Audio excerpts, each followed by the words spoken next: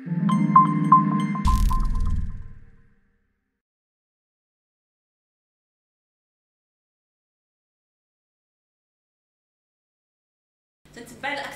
activités de l'association Tizi à travers les médias où franchement je suis très contente en fait du travail que vous faites sur le plan de la sensibilisation, surtout des jeunes cadres à la chose publique, à la politique, aux institutions et à la démocratie.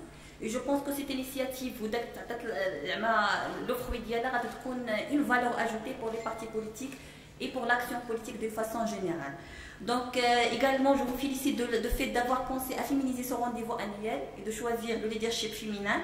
Vraiment, c'est un sujet qui est au cœur des débats politiques, au cœur des préoccupations du pouvoir, de l'État, des actions politiques, surtout avec la Constitution qui est instituée de façon ferme le concept de l'égalité et de la parité entre femmes. Et maintenant, la question de l'égalité et de la parité n'est plus un choix, mais plutôt une disposition constitutionnelle. Donc, on doit tous contribuer à la mise en œuvre de ces dispositions sur le plan concret pour que les femmes prennent toute la place qu'il leur faut et prennent les choses en main. Donc, la question que vous m'avez posée sur les axes que j'ai reçus de Matsi Brada, c'est pourquoi avons-nous besoin des femmes dans les organes de gouvernance, que ce soit politique, économique, social ou culturel. Moi, je trouve que كاين ثلاثة الأسباب الأساسية علاش النساء خصهم يكونوا في هذه مراكز القرار الاقتصادي ولا السياسي ولا الاجتماعي. أولا النساء كونهم يعني جزء من المجتمع، إن لم أقل أكثر من 50%، أنهم 51% إلى 52%، يعني مكون أساسي من المجتمع. وبالتالي هذا المجتمع خصو يتدبر وخصو يتسير وخصو doit être géré par les deux, puisqu'on est composant de la société. Donc c'est inconcevable et incompréhensible de voir un Maroc qui bouge, un Maroc qui avance, un Maroc qui progresse, un Maroc qui se positionne en tant que pays émergent sur le plan démocratique, sur le plan économique, sur le plan social, alors qu'il marche uniquement sur un seul pied. C'est une aberration.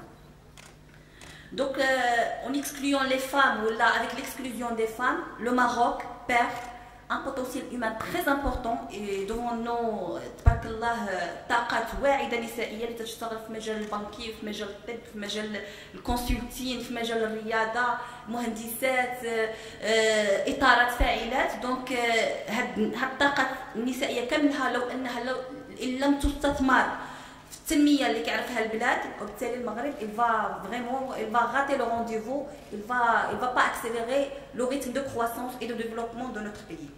Deuxièmement, je vois mal comment on va concevoir des politiques publiques qui répondent aux attentes et aux aspirations du peuple, alors qu'on ne prend pas en considération une partie de ce peuple qui sont les femmes.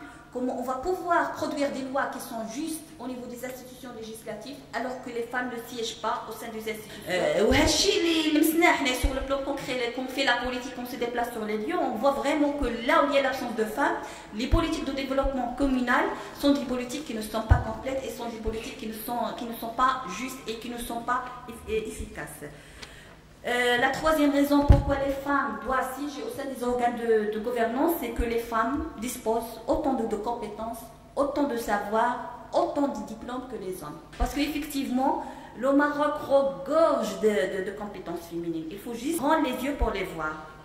Le prétexte qui a été avancé lors de la constitution de la première édition du gouvernement, qui était, je pense, une déception pour tout le monde, comme quoi on n'a pas trouvé des compétences féminines au sein des partis politiques pour qu'ils puissent être ministrables, alors que maintenant il y a 6 ministres, كلهم مستوى عالي, un niveau d'instruction très élevé, c'est bac plus 5, plus 7, il y a des docteurs qui ont fait bac plus 10, il y a des femmes qui ont un parcours professionnel honorable, secteur de l'eau. Quand je suis arrivée, il y avait sur 1000 effectifs, une seule femme chef de division. Une seule femme chef de division.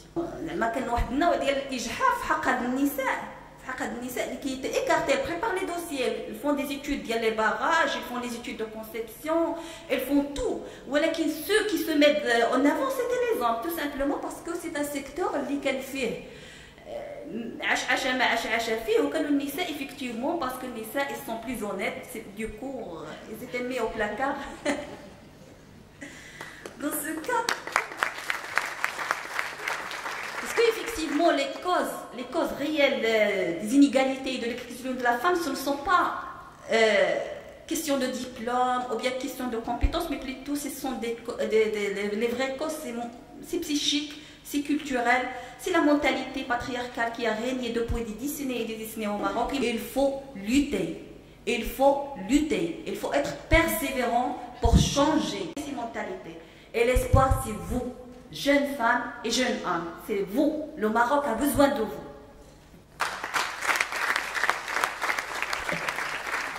Donc le défi aujourd'hui, c'est comment vous séduire les jeunes femmes et les jeunes hommes à intégrer l'action politique, à intégrer les partis politiques. Et surtout la femme. Faites confiance à la politique. Vous allez être déçus, certes.